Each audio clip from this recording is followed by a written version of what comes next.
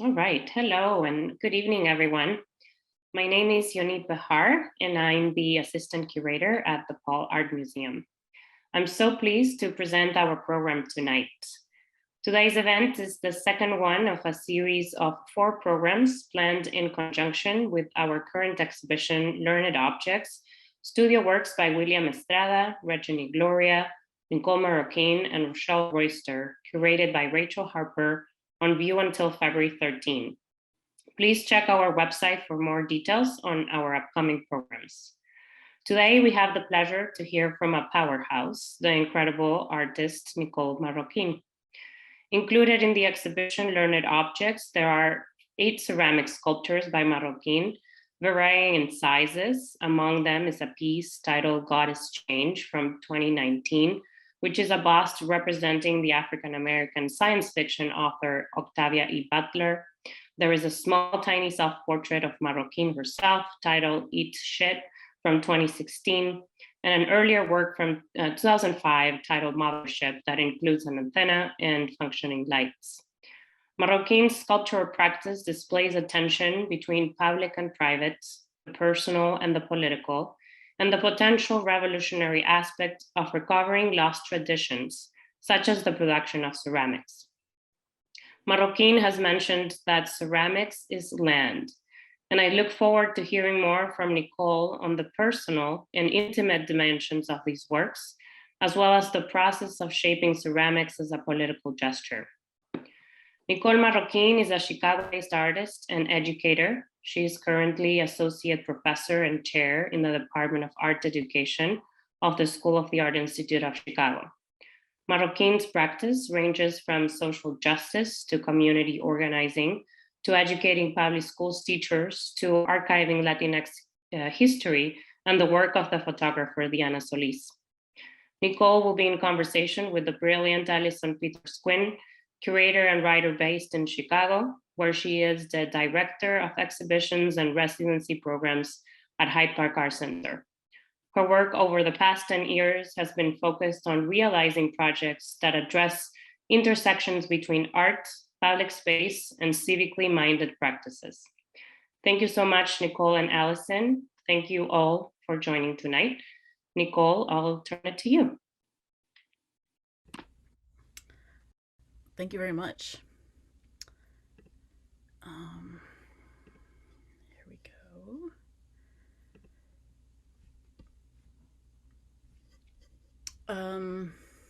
I'm really excited to be here and to be able to share this work with y'all. It's really rare that I get a chance to talk about my ceramics, and I'm really, really thrilled to have a chance to do that. So I think the way that people probably know me is from print, and I'm not going to talk about print today.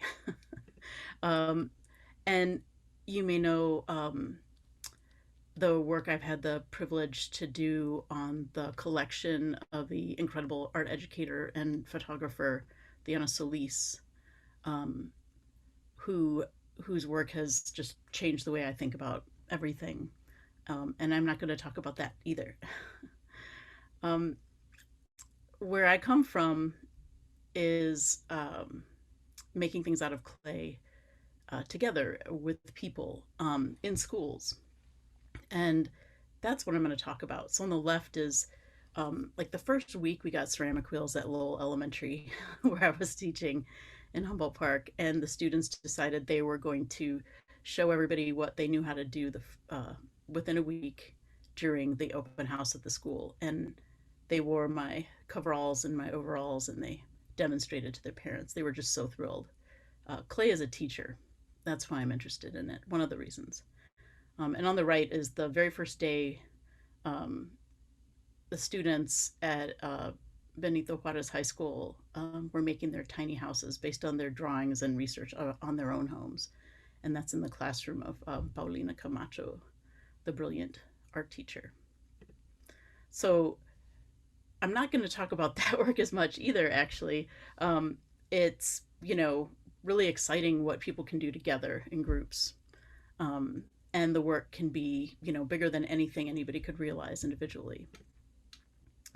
Um, and I guess the thing I've done most recently in clay has to do with this rapid response and protest work, beginning with this sort of massive amount of cups I made for the CPS teachers strike. Rapid response clay is really difficult. And then the printing, that's what kind of got me going more quickly, was the urgency of the past of a couple of crises in the past few years. Um, and working with people too, I mean, it has this incredible, you know, uh, impact, and it can be really like super social and incredibly exciting to do, right? Like this gathering with students to hear this uh, uh, presentation from somebody who was a witness to the history that then I can make work about, right? um, but that's not what I'm going to talk about.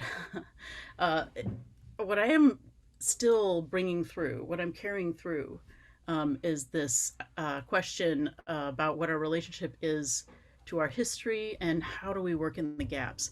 And so, where that came from is some of the origins of the way that I work now. The work I'm thinking about talking about, actually, I typically don't talk about, because it's difficult and it's really personal and it's not so much outward facing, and it's quieter work.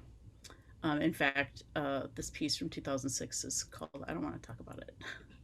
And a lot of this came about around the summer. I was doing a residency in the Center for World Performance Studies, studying radical ethnography at University of Michigan as a graduate student.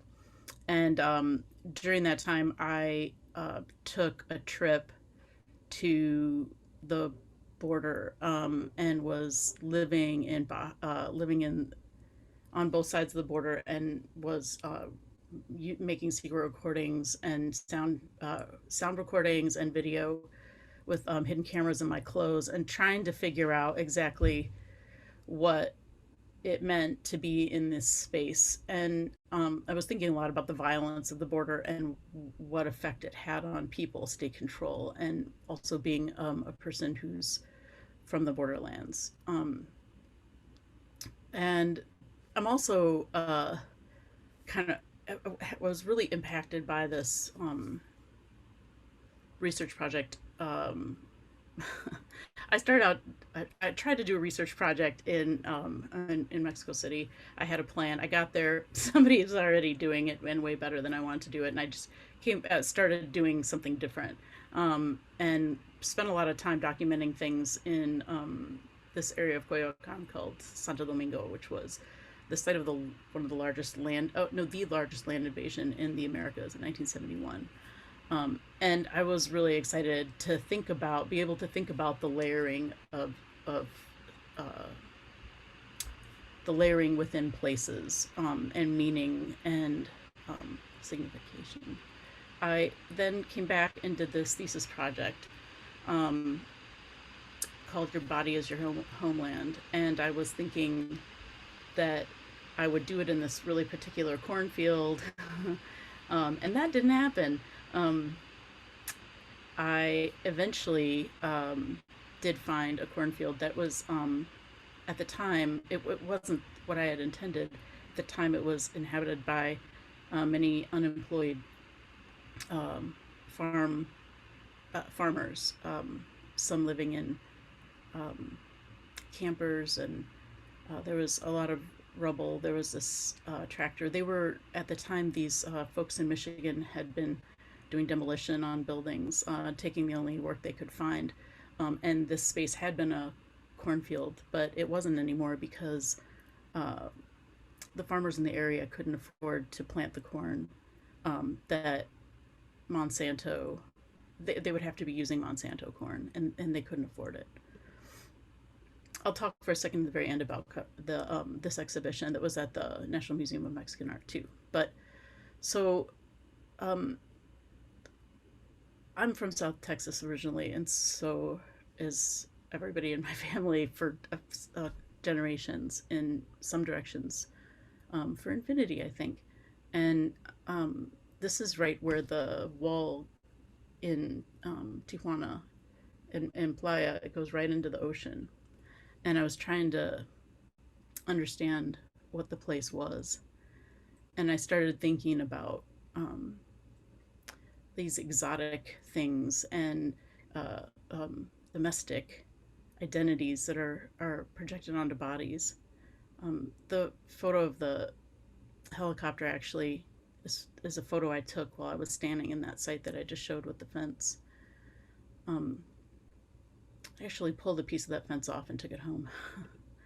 um, Around this time too, I started watching these movies with this character called La India Maria, right?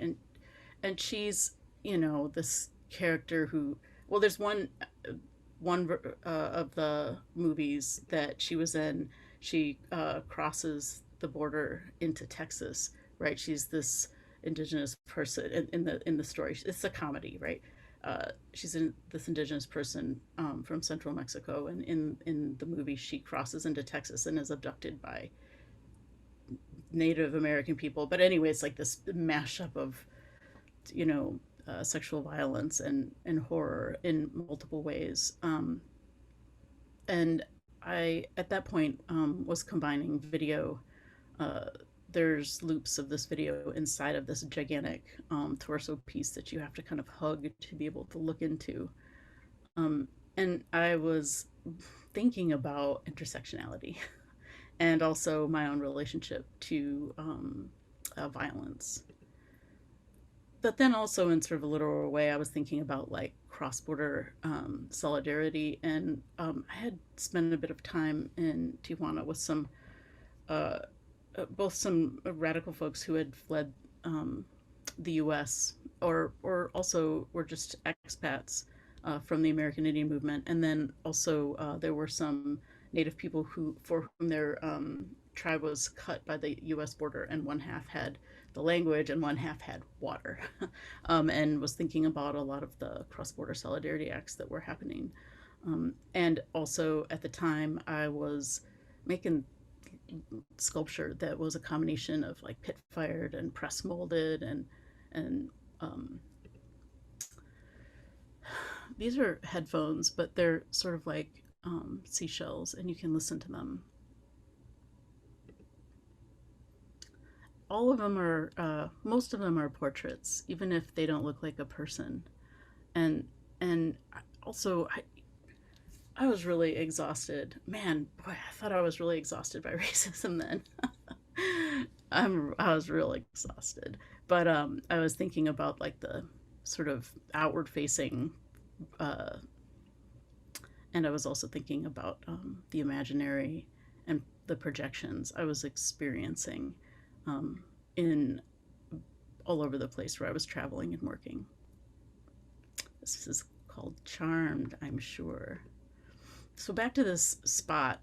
It actually, like, here's another photo of it. It really was this empty space, and it was there was a burn pit because of the demolitions really close by, and so it was really full of these sort of rich pieces of metal and pieces of chimney.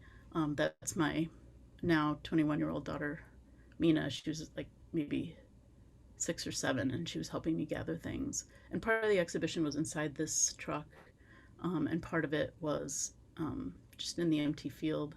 And I was thinking about the textures and the surfaces and the layers and the rust and the also Monsanto corn at the time.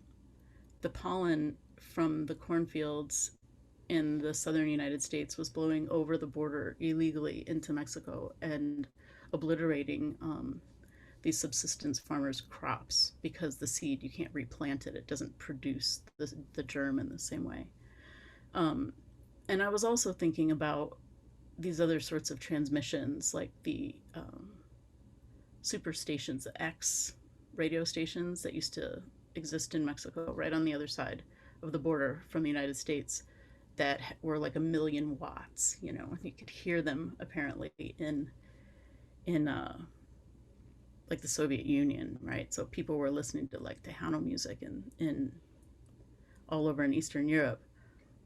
Um, and sometimes it was like green and glorious, and I was finding all these um, pieces of concrete, and I was making my own radios um, and stacking things. But then inside the truck, there's this other piece. Um, and when the show happened, I gave people these rechargeable monster flashlights, and they had to go look for these in the dark, which I hope they were scary. But in the daytime, it looked like this.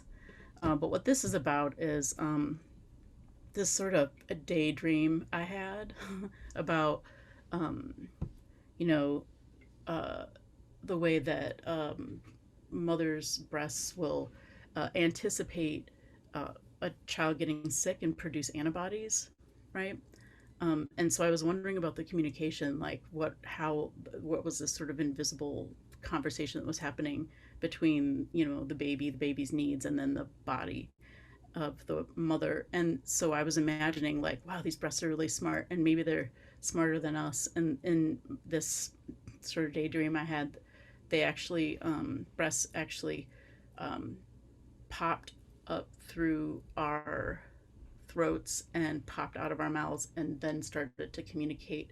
They made like an evolutionary jump. Breasts began to communicate with each other, as opposed to just babies. They start to communicate with all other breasts, and then they sort of like replaced our heads as communication devices, and we just became these hosts. And these were the sort of different states of that happening. And so in the field was it was populated with all these different characters that I had imagined, sort of charming and friendly, but complicated. And this was like a corn underpants that with a tractor on them that was very, very tight. And I put it in a rubber tube um, that you could see when you walked. Yeah, and actually everything got better after the birds pooped on it. I thought it looked terrific. And there's like a bunch of jokes that maybe only I think are funny. I gave all this work away. I think almost every one of these pieces I gave away, and everything must go for free sale at the end. I didn't give this piece away though. And yeah, the mothership is it's one of those radios that in my mind, it was transmitting right from the corn and the breasts and the radios. Um, and so I was thinking a lot about like the intersectionality and gender-based violence, and that chapter in Andrea Smith's book Conquest about ethnic themed pornography. This is a picture in the Kazakhstan. Ooh, in the very corner, you can kind of see that piece of the border wall that I ripped off.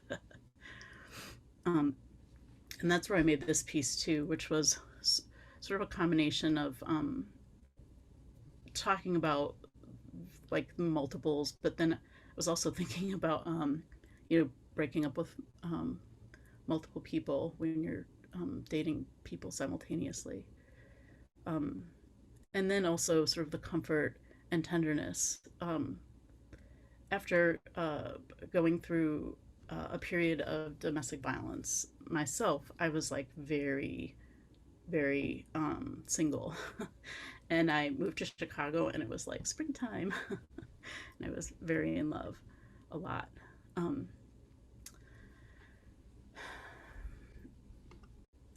so the picture that's sort of further away is of this um, yeah, it's this portrait of this character that's just very, very tired of being projected upon. And again, the like brilliant techno boobs popped off and are sort of like leading her in this sort of trolley with wheels. And this is one of the pieces that's in the exhibition. And on the left, it was at the Dominguez Gallery in Pilsen.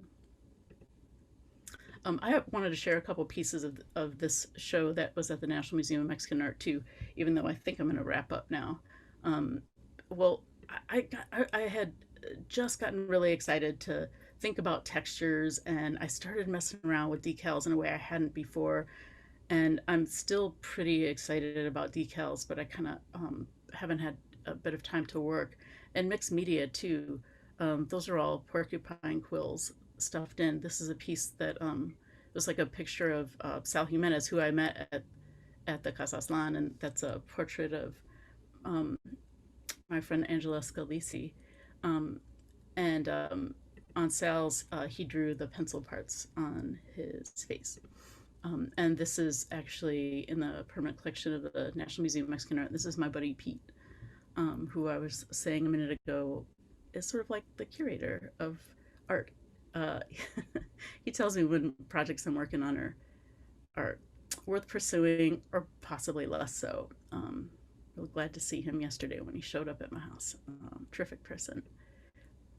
And this is another part that actually maybe bridges things just to sort of wrap up this section. And this was in the show too, and it also includes um, the jalapeno nipples and this person who's gagging on words. Um, so yeah, I'm still thinking about the sculptures as sort of being transmitters and then also just sort of little jokes to myself. And I make them to process thinking, you know. When I was having psychedelic dreams about like meiosis and mitosis while I was pregnant with my first child, I sort of made these squash breasts that were sort of diagrams of some of the things I was imagining, and also imagining the baby sort of taking over my brain. And then on the left is like a school portrait of an inverted nipple on a stump. Uh, this is, I think, maybe the biggest connection to the prints that I've made that people know, both being, you know, about having it, having had enough regarding the police, and also gigantic hair. And this is the last slide I'm going to show. Um, just to say, I have sort of waking dreams, and this one is where during 2016, when it sort of seemed like that was it for everybody and everything in that summer, I was in a residency um, at Ragdale, and I thought I was just gonna, you know, make some sculptures, and then I thought maybe the revolution was about to happen, and Missy Elliott had some songs that came out right around that time, and I was listening a lot, and everything sort of blended together, and I started to think that maybe Missy Elliott was part of the um, civilization in Teotihuacan that, you know, maybe we don't know where they went. You know, a lot of what we know about them was sort of transmitted to, you know, monks who were recording the stories based on what the Aztecs said, but we don't really know that much about them. And so I was imagining them as a group of time travelers, one of whom was Missy Elliott, who's been trying to transmit the solutions to our um, stupid situation that we can't seem to solve, our multiple stupid situations that we can't seem to solve. And she's been trying to tell us the solutions for generations, and they are actually translated through this other language, which in her case is a kind of dancing that we just are not smart enough to notice what she's saying. And so in my imagination, she finally is like, okay, look, everybody, look, this is all I've been trying to say this whole time. Anyway, that is it. Thank you.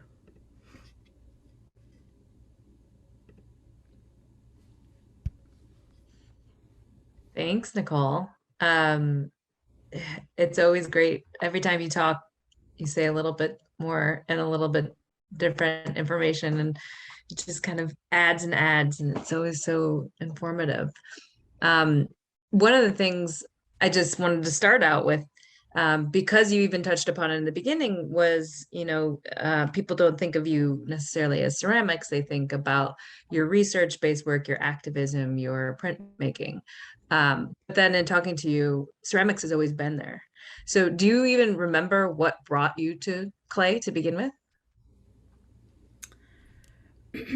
um, it, well, I don't really know. It's so funny because in Ann Arbor, Michigan, like everybody was into clay. Like people who were not into clay were into clay in the 70s. It's like the land of hippies. I remember um, like just seeing potter's wheels on people's front porches. You know what I mean? And And I remember like my mom took a pottery class. I remember she kept her hot rollers, the pins for the hot rollers in her one of her pots that she made. Maybe she still has it. It was around, you know. And sometime in the early '80s, I was up to my elbows dunking pots into probably lead and mercury filled glaze in a basement with no air circulation. Before safety, we could do anything we wanted. Um, it just was always around, and then I accidentally signed up for a class that I couldn't get out of because I signed up too late and couldn't get a refund at Oxbow, and that's how I ended up taking a ceramics class as an adult. And I thought I would hate it, but um, I really I just wanted to run away with the circus after that. I fell like romantically in love. Like people would be talking to me, and I'd be like, "Oh, I'm sorry, I'm listening. Sorry, what did you say?" It's like it was like deep love, but I also really needed it at that time. There's a lot more we know about trauma now, but now when I used to call it my nonverbal time. Like, I really need some time, but it's like between the sensory bits and the um, quietness. And then also, it's a kind of art that you don't have to tell people what it means. You just make it and people can have their own feelings for it. It's a yeah, yeah. I don't remember when it started. It just always seems like it was there. Yeah. I mean, I think that touches into the idea of the show, the learned objects, or what I was interpreting as learning through objects. And, what do you think clay allows you to explore in alternative modes of education that you can't do in print or photography? Well, a couple of things. One is I'm really interested in thinking about like the meaning of place and what it means to be where we are, and sort of the multiple layers of history that exist, you know, um, in any site. What's it called? Palimpsest. And trying to imagine like being able to sort of transpose, layer it back in. But then also like clay is the earth, you know, um, and like there was this time where I was thinking about uh, like there's this massive stoneware deposit, right? There's this geological map that shows this massive stoneware deposit that actually kind of runs along, starting from where Cahokia is now and through Wisconsin, through like all this zone of like multiple like mounds that were built by Native people, Mm. um, and so like the pottery that they were building, the river that actually is part of the reason why there's this particular deposit, and then the largest pyramid structure in all of the Americas being right by here. Like to me, it's sort of sets this very intriguing sort of the stage for like looking at time and place together. And so like one of the things I was trying to do with all the tiny houses, which were on exhibition at the Hull House with historic Hull House pottery, was to try to make this sort of timeline of Mexican pottery, right? So I'm working with these young people at Benito Juarez, just a little bit further north than Hull House, really, in the scope of the city, and then there's the Hull House pottery, right? Um, that was made by immigrant folks, right? Some have wondered if Fiesta ware was developed by folks originally from Mexico who were working there, um, and so like displaying them together, I was trying to figure that out or trying to imagine it, and then also some of the palette, the colors that they've got in the historic Hull House work, um, from which was made in this Jane Addams Hull House, like by immigrant hands, right? Uh, like the palette seemed really similar to some Mm. kind of hard to see photos, but photos of some of the excavated pottery from southern Illinois in the Cahokia region, believed to be ancient. So I don't know. I'm just trying to figure it out.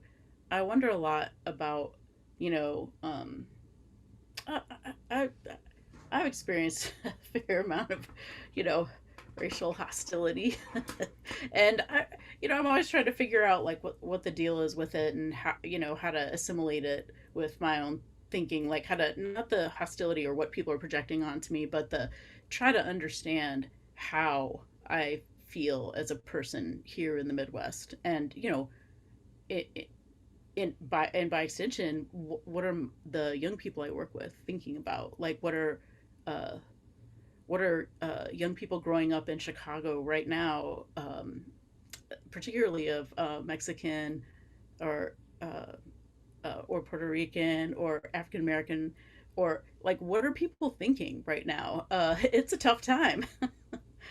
Yeah. I'm trying to help people figure it out. Well, and how do you approach those conversations as an educator, as an artist with youth to make work about that? Or not about that. I don't know how you phrase that to them, Well, but yeah, that's the thing is like, so me and Ms. Camacho, Paulina Camacho, brilliant art teacher, I had the privilege of working with at Benito Juarez. I started going over there and sort of trying to figure out what was going on with all this material I was finding about these high school walkouts. Other topic, which I'm not talking about. But it, I would go over there and we would look at these, sort of police attacks on high school students. I mean, the police being inside of the schools was like an ongoing theme with all of this information that we were digging up, that I was digging up and bringing in, and we were making work about together. Um, but I started doing that work in like 2014, and the history was really rich and exciting. And then around that time in 2016, the election happened, and I came to school and we were going to do something. I think we were talking about zombie architecture or something about the apocalypse. And then the election happened, and we're like, oh my God, maybe this might actually be the apocalypse. And so I'm in the school and with people, young people that I know, and they're just, everybody's crying. And I was like, we need to, you know, not be talking about the apocalypse right now. About how about we think about like what we need to do to, like, how do we envision the future? What do we need? What do we want? What do we have to do next? And we had to center what they knew. It wasn't about bringing information or going out find. It was like, what do you know? And the immediate concerns had to do with like, well, to be frank, like, are they coming to get us? Like, is this happening right now? People were mhm. mortified. And so that's when we started working on the houses, and so it wasn't exactly talking about that. I mean, we actually did this sort of silent build. Yeah, we did where everybody made units of homes and then put them together silently, though, in a cooperation sort of exercise. I think maybe on that same day after the election, but yeah, it was too tough. I mean, that's when it's important to think about like your vision and your hope, and remember that, you know, the people in your immediate area, like, these are the folks you should be conferring with, and you know and planning with, and Chicago's got great traditions of that. and maybe not, I don't know. I had to, no offense to my radio folks, I had to stop listening to NPR. I had to turn all that off and just like, let's just listen to what these young people are talking about, because it was terrifying for a minute. Yeah. Still is, actually. And it's actually really important the way you describe that, of them kind of realizing these units go together, that you're not alone. You have other channels to kind of support you to work together to make something else happen, to make a community, to make a town, to make your kind of safety net. Yeah, totally. I mean, and this was also kind of related to what their concerns were around gentrification, right? There was somebody who made a ceramic house, and by the time it came out of the kiln, they had been displaced Mm. already. And so, I mean, we were talking about where this history was coming from too, about the high school uprisings in 68 and 73, which I, it wasn't written down anywhere. So I was just going and asking people and scouring eBay, and then eventually getting a little, trail of breadcrumbs leading me through some newspapers. But honestly, I'm not going to, you know, the Tribune to find out the radical perspective about like student organizing. And so, we were kind of having to fill in a lot of gaps and, use our other lens to read, the situation. I don't know. We were concerned about all these things that were happening in the very local community. And then at the same time, while people are being pushed out, um, it it became sort of like a shared understanding that the neighborhood was like the library. Like if we're not in the books, if we're not in the libraries, if we're not included in museums, if we're not, if people are leaving us out, if we're like this giant chunk of the city and have been here for well over 100 years, or if like in Tenochtitlan, like Mexico City, in the Four Corners where the offerings were in one of the layers of the pyramids, there's minerals from the Ohio River Valley. I mean, these people are all over. There's these mounds in Wisconsin that are called Azatlan in this town. Mhm. It's just, I can't even, like, I Hmm. don't feel like we're new around here, you know. Right. Anyway, and there's a lot of things that are really helpful when young people can kind of at least have a couple of landing pads for their ideas, and places from which to build together, but also to get in the habit of building together. Everything worthwhile is done together. Yeah. Miriam, how was that? I mean, you mentioned radical, and I was thinking all along, that your work does engage with this kind of lineage of radical practices, especially in clay. Your forms, I keep thinking about Judy Chicago's dinner party and Virginia Woolf's the plate she made for Virginia Woolf that has these striations looked like that last piece that you showed, that eat shit, where the woman's hair is kind of in these striations. And your use of women's body parts as like this empowering symbol. um and really, I don't know if you've seen these, but these like small goddess sculptures that she made have those kind of corn or teeth marks like that you make. Mm-hmm. It's so empowering to see that as a taking back the body. But I think there's also other examples of artists using clay to tell stories and to really push for social justice and remind people of these histories of injustice. um, what would you speak a little bit about working in clay as a radical act in your practice? Well, clay is just radical because it's slow. Hmm. And it just defies, you know, the structures of our lives, capitalism. It does not care. Um, and you can just make a million things and put it back in the bag and it's new again. I don't know. I'm not making things right now because I can't, because like I need protected time and I have not had it since, a little bit here, a little bit there, but Mhm. since, like kid, how rad it is for me to um actually say that I am going to make work out of clay and be a parent and be, And be a teacher yeah, I mean, and ooh, lead the that's rad. department. I mean, ooh, if I tried to now too, people would think I would, was like, they'd send a check up to my house, think I was dead if I wasn't on the internet for an hour. Uh, no, but to say that these ideas, these innermost deep ideas that are inside, and deep not as in like, oh, I'm so deep, but as in like coming from really inside of me, like they don't have words for them still to this day. Like I was stumbling on my words, and I'm a wordy person trying to talk through some of this work. Like I had to get some out because I was like, that's too tight, too close. It's like, you know, um, but like I think it's like still worth pursuing for me. I just I'm gonna keep fighting to be able to do it. Um, that's probably among the more rad things. The sort of sensory experience of doing it too. I mean, it feels like when I do a demonstration for small kids who don't have a lot of, they haven't been doing this for more than 7 years or something, right? Like, what would they know, right? But when I demonstrate like how hard you should push, like I touch their hands, you know, Mm. um, and then I tell them, like, smell it. It smells like a rainy day. And they're like, what is it? Is it poop? And I was like, well, it's old dinosaurs, maybe. I don't know. You know, it's, yeah. But I make them like smell it and imagine rainy days and like kind of go on these sort of mind walks with it.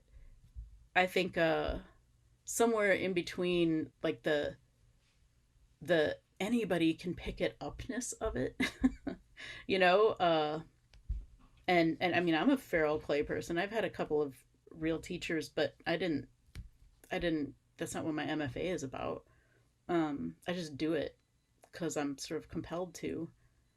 But I think it's radical just to keep insisting that I can if I want, and Hmm. keep pushing to try it. Yeah, and it's very recently now more people of color are like coming together in clay. It just wasn't really happening in a visible way. There wasn't like solidarity and insistence on being seen. It was, it was a guild system. It wasn't really meant to, there. It can be real frustrating actually. Even recently, I've been frustrated. But there's hope now. Some of these young people are fighting and fighting hard to be able to be seen, and they're getting seen, which is exciting. Yeah. Yeah. I was going to ask you about some of the challenges in the clay community, but you just named them all. You just said, I mean, unless you can list any more, but I think you hit the big ones. It's such a strong community, but for a long time favored vessels, and the skill of making vessels, where I think over the past 10 years in contemporary art, there's been an adaptation of clay being used for a more, a political work, Yeah. because it's such a great medium to do that, because it's so immediate. People understand what it is. They're not scared of it, and its ideas can get kind of cushioned in that openness to understand what it is. Yeah, yeah. Sculptures really like non-vessels are a little are kind of moving and shaking now, which is like a huge relief.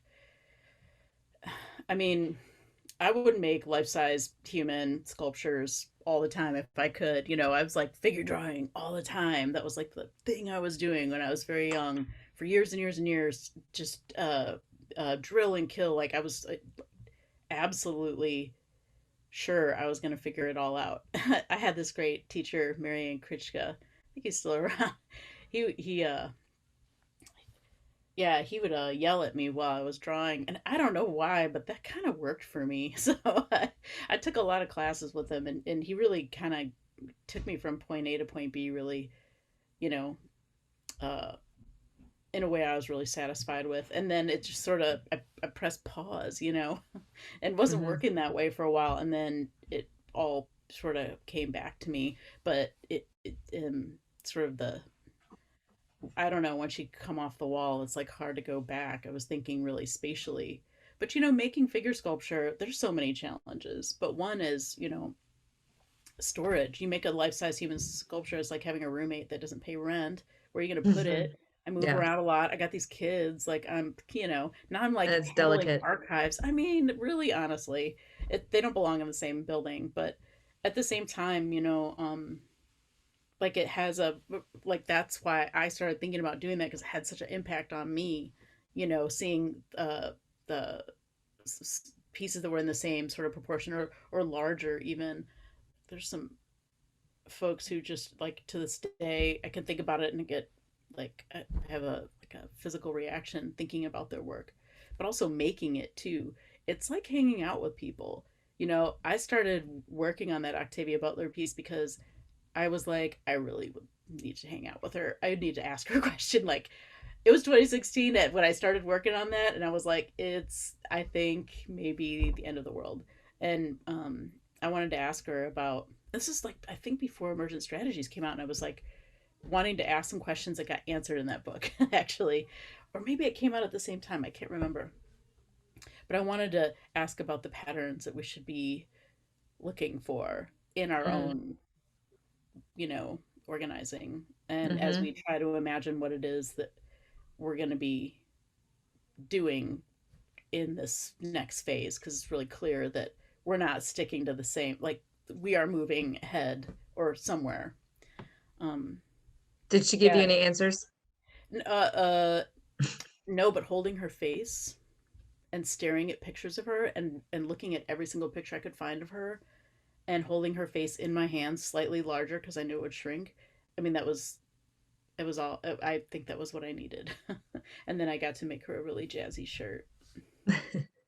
The I'm glad you brought up the bust because and in general, like representation in contemporary art is, or in, and especially in clay, is very unique, and that you've been able to like forge this kind of, jam this out. This is your thing, and people really respect it, and really, want more of it. Thinking about the scale of the bust and of the kind of figure, when I was thinking about the bust, I'm thinking about old white men that were like memorialized, or a personal domestic, sculpture that exists in like a fancy ballroom or something. But you've really flipped it and made it these, celebrating the people you think are important socially and civically, that need to, have representation. So, um, what brought you to think of this as an ideal format to present your figures? After finishing my MFA, um I took my tax return and I spent it on Penland. And I went to Penland and worked with Professor Arthur Gonzalez, and he's brilliant. People want to do, multimedia work with ceramics, and most of the time I'm like, terrible, get it away from me, ew. And his work, like all the materials sing together. He's a brilliant painter, and when he brings it into space, it's just brain melting. And I'm thinking about it right now. And also, he puts life-size sculptures on the wall. I mean, really, uh, maybe Need can speak to, but it's stressful hanging that stuff. You just have to be like, I hope it stays, But showed me how to build these cleats, and I watched him make pieces right in front of me in a week and a half, and I haven't been able to go back. I was making figurative stuff before, but that was just like so much. It took me to the next way of thinking about it, and also um then I could combine it with the mold making stuff, right? Like printmaking, mold making, awesome. Press molding, you can just see where that comes from, right? Like I could make Hmm. 50 of them and be like, 50, like it's so Hmm. satisfying to see it, as many as you want of a thing. And that is the opposite of making the life-size sculptures, which I don't do molds, right? For the hands or the faces, and it's just actually the pleasure of making them, and speeding it up does me no good. I wouldn't want an assistant for that. Like the making is what I'm in it for. Almost after Hmm. it's done, I'm just like, you know I'm done. But the work that was for that Cabeza de Barro, the show that was at the National Museum of Mexican Art, it was a lot of portraits. It was portraits of my neighbors. Um, One of them fell off a motorcycle right by my house and was crying, and he thought maybe he was gonna die because he was so drunk.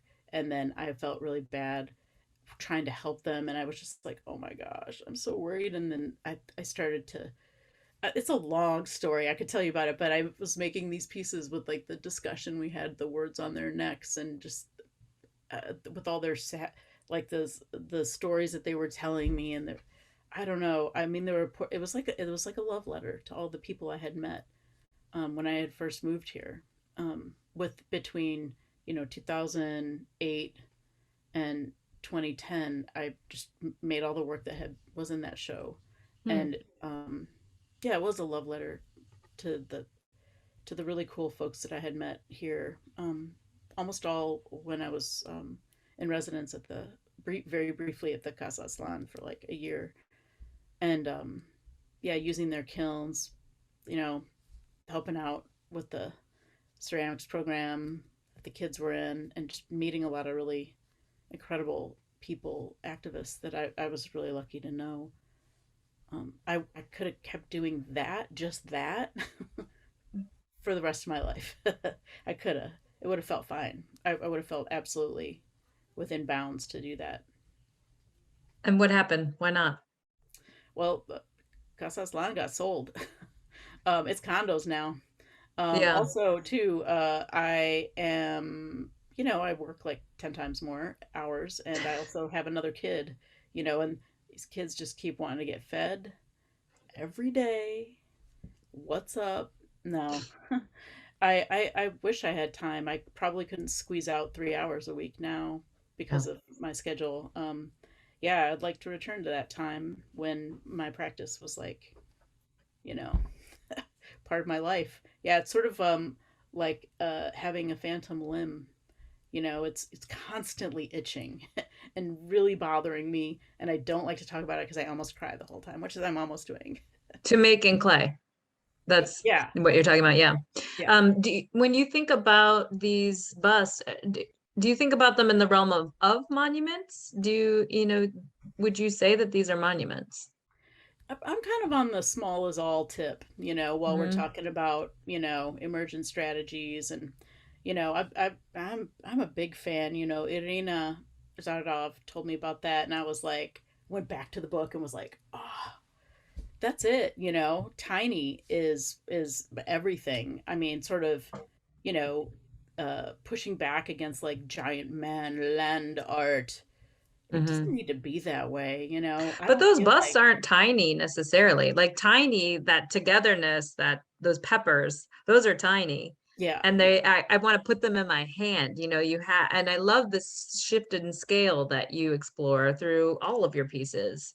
But I think it's Maybe like speak a little bit about that. yeah, I was gonna Yeah. say, yeah, like the scale is really. I didn't work small until I like had a massive back injury. I ruptured a disc in my neck carrying that giant piece around, which is a Mhm. portrait of somebody who kicked my ass, to be honest. And so it didn't take my spiritual advisor telling me that, like, oh yeah, why are you dragging this around and hurting yourself continuously with it. But it did take that. Actually, she told me, and I was like, oh duh, and threw it in a swamp Oh, immediately yeah. afterwards. um, but the ones that are of people that I care about that have heads and faces and hands and stuff, um, I like it to be relatable, like another person there with me. Working that intensely on that kind of on pieces like that, and I have like very extreme intense ADHD, so I like to work on multiple pieces at once. Right, the heads come off; they're on a post, so like the faces are really, they're really, you can change the expression, and especially like for like intense side eye stuff, like you can make it really strong, and I like that. I feel like I'm there with them, and I can't explain it very well, I don't think, but it's a lot of time to spend alone when you're working like that, and but you're not alone. You're with a bunch of people. I am when I'm doing that, and I like it that way. It's really pleasurable in a way I find it hard to describe. Yeah, I like the relatability of it. Um, But they I, almost take like a kind of talisman or a spiritual quality to them. And maybe that's just me reading into it, but do you feel like you're kind of, they're meant to be some kind of powerful object? yeah, like icons. Yeah, totally. No, I mean, I'm absolutely, that's completely what I'm getting at. And I also grew up going to Catholic church, and looking up at objects. It's you get kind of used to it. I'm used to looking up noses of statues too. um but also too, I was like, why is it those dudes? Mm-hmm. I maybe want to look at other characters. And also like pissed off people. I like looking at pissed off people. Now we all kind of do, right? Like we get a lot of pleasure from looking at stuff like that on the internet, right? I mean, maybe I'm making that up. I do. Let me just speak for myself. Yeah. Makes you feel better, makes you feel Yeah. I like you're mean, it not was, the only one. yeah, no, we're coming home to having some of these conversations that we're having. You know what I mean? I mean, Yeah. like multiple microaggressions, and like the kind of environments that I have experienced them in is sort of like, yeah, it adds up after a while. Heaven forbid you'd say anything about it. Ooh, don't want to be divisive, but yeah, I'm excited to be able to talk about this stuff now and to see, when Trump got elected, people were like, "Oh, are you mad about that?" I was like, "Oh, no, no, go way back, 20, keep going, earlier, earlier." Yeah, yeah, Thank you both so much. I love your ceramics, and I love the conversation. Your questions, Allison, brought really great things. And I'm wondering if anyone else here, all the lovely people in the Zoom room, will love to say anything or ask a question. You should be able to unmute yourself now. And as I always do, I invite you to turn your cameras on, just so we can see each other if you like.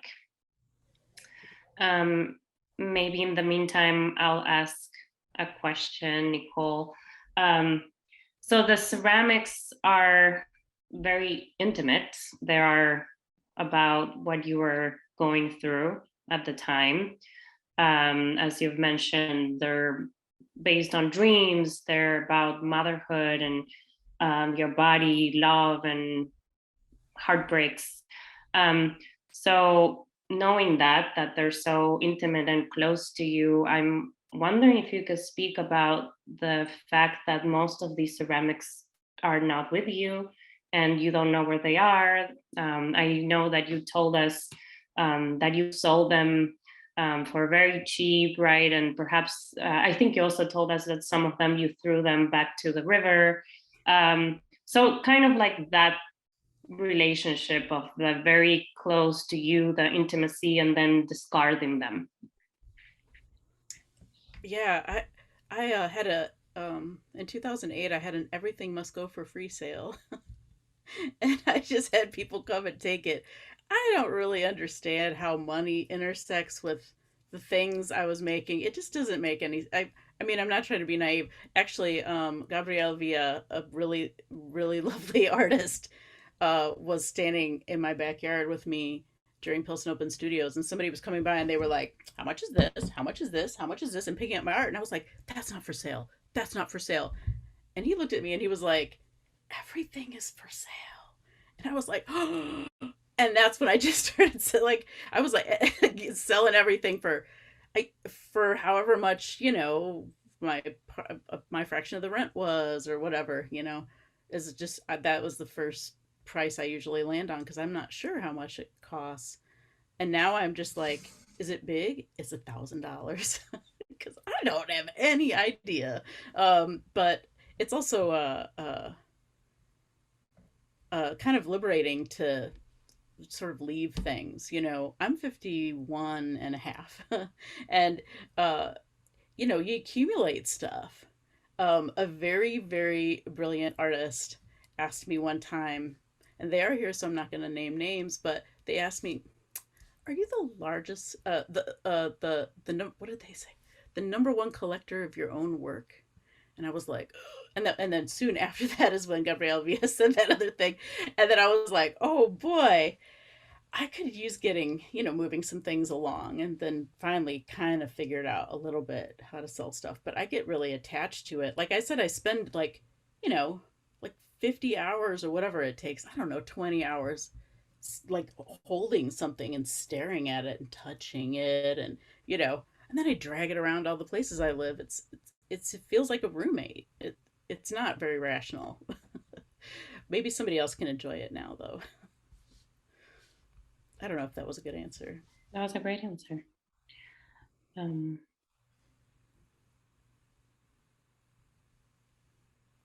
any questions for Nicole or Allison both? Allison, I know you had one last question. I don't know if you feel like to ask that. I could. I mean, it was more for the students in the audience. Yeah, but the students will listen eventually. Yeah, it was Nicole, what advice do you have for artists starting out now, wanting to straddle activism, education, and public facing art? I would say it was something that happened to me when I was very young and learning things. Is I got very sick of my own take on the world. I got just tired of hearing my own voice in my work. And you know what I did? I was like, okay, and I think everybody should feel free to do this, is to take time off from, you know, your point of view, and grind down on like learning some things that you can make, right? Put your time into learning systems of making, or methods of working with people. Go out in the world, um I didn't think I was going to be a teacher, and then it like pulled me in because I don't want to be by myself in a room, in a studio.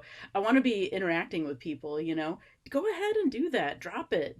It'll come back. It'll come for you. In my case, clay is like being haunted. It's like being tormented, but in a nice way that, you know, I enjoy, and smells nice and is healing. But it's not, I don't know. I feel very heartbroken and angry sometimes when I can't make work, like to a point where it's hard to talk about, because then I get like crabby.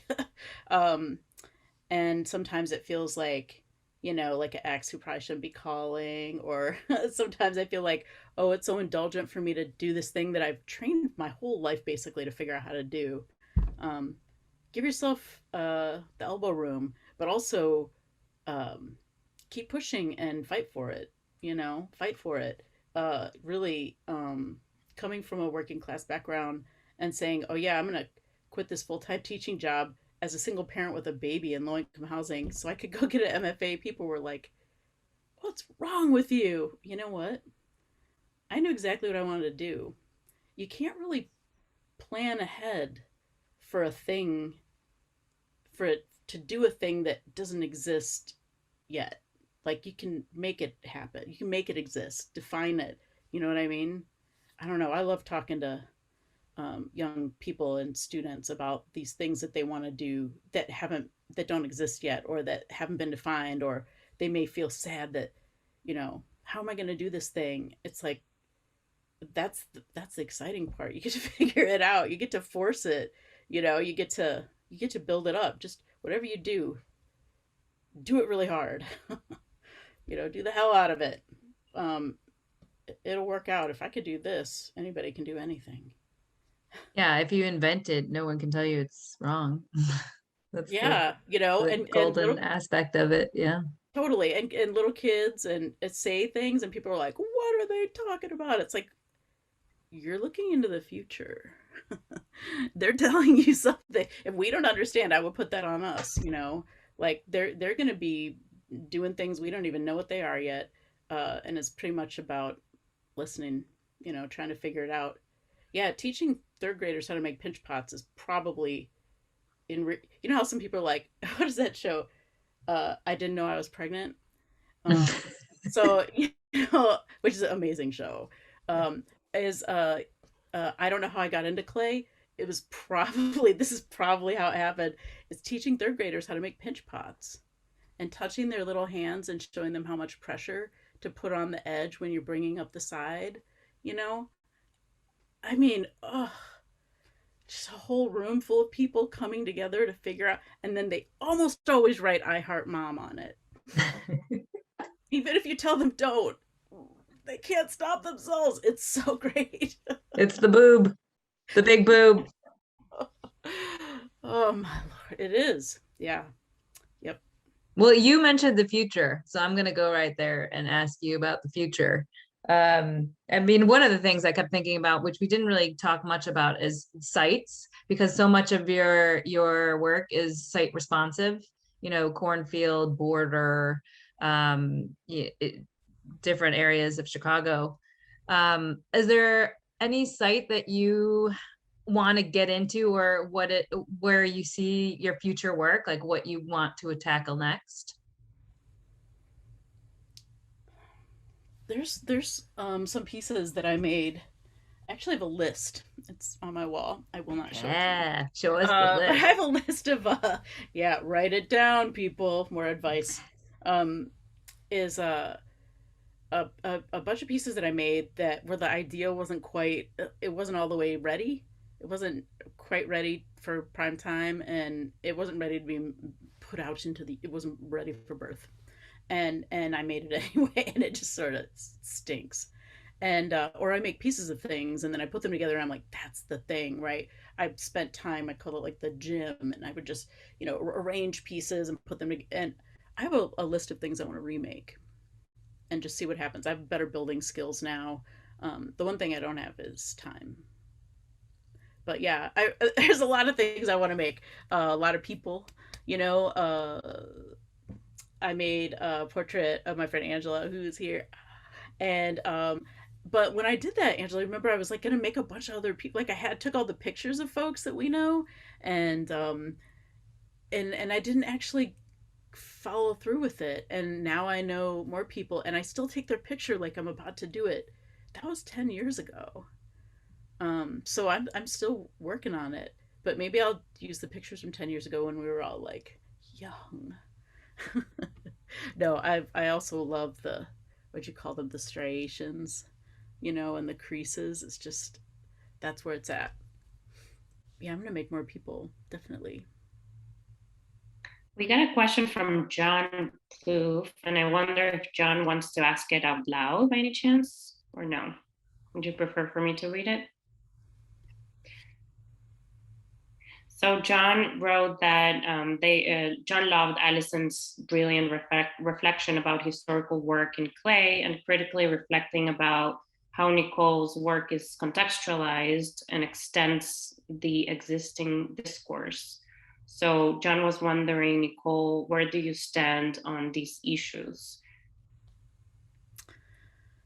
On his extending the discourse in the historical work, sometimes I feel like I've described it like I'm like feral clay person, because I didn't go through one of the programs, or I didn't, maybe I've studied with just a handful of folks, and I kind of made up things on my own at the time I was doing it.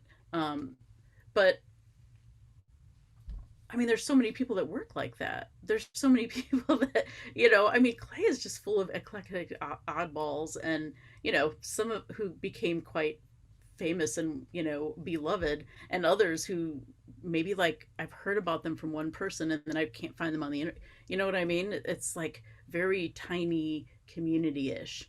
I went to North Carolina where they were digging, the chemicals or the parts of clay out of the ground, and we went to a couple of individual clay studios of people who lived in like on the side of a mountain in a hobbit house with a stack of wood, and they practically had like a pipe and shoes with the curl on the tip, and they were just hobbits kind of, and their work is like mind blowing, and then they don't exist on the internet, so it's like I don't know, I think that there's like people that make work that just sort of just go about it in a solo way, but making it with people, that is another thing. Like that historical trajectory, I don't know if there's a clay person that I think about so much, but what I've learned being in Chicago and particularly my interactions with folks at the Hull House, and the Cultural Center, like the traditions that are coming out of like the park districts, and like the really radical, really unbelievable social, like what's happening in art education is over time is, to me it's so compelling, and more exciting than any other areas of art, the way that it happens with people and in places, and the way it's sort of like democratized. I don't know. I'm really excited thinking about like and John, you know, like Video Machete and um, um, like the youth media programs. Trying to think about the lineages of those right now has been so exciting to me. And I don't know. I think there's so many opportunities to do that in clay, like working with groups of people and where you don't know what the outcome's going to be necessarily, or the ideas are all generated from within the classroom, like all the projects, um, like Paulina and I did. That idea for the making came from, it was generated during some exercises, you know. Um, yeah, I feel like I'm like so deeply embedded in the mix right now. Yeah, I'd have to think more about that. That's a good question. Chicago's really advanced in these ways, though. I'm so lucky to be here. It just sort of soaked into me, sort of being around people. I don't have a question, but I just wanted to send out a thank you, Allison, to you and to your organizers for allowing the participants to see each other and to actually be in conversation with you and Nicole, as opposed to being relegated to typing things out in a chat area or question Q&A part. It feels more community-like, and it's just nice to see, who's in the room, and that, the people who have taken time out of their schedules to be on a Zoom call. Although it is convenient, it's still a commitment of time that they're treating as important. So I just wanted to say thank you for that. Thank you so much for saying that. Thank you for coming too. Yeah, thank you for coming. I think that's a really great point to end our conversation. Nicole and Allison, I hope you come see and invite others to come see Nicole's ceramics at the Paul Art Museum at the exhibition Learned Objects. They are incredible and you have to see them in person. So thank you again, both, and all of you for joining, and have a good evening. See you soon.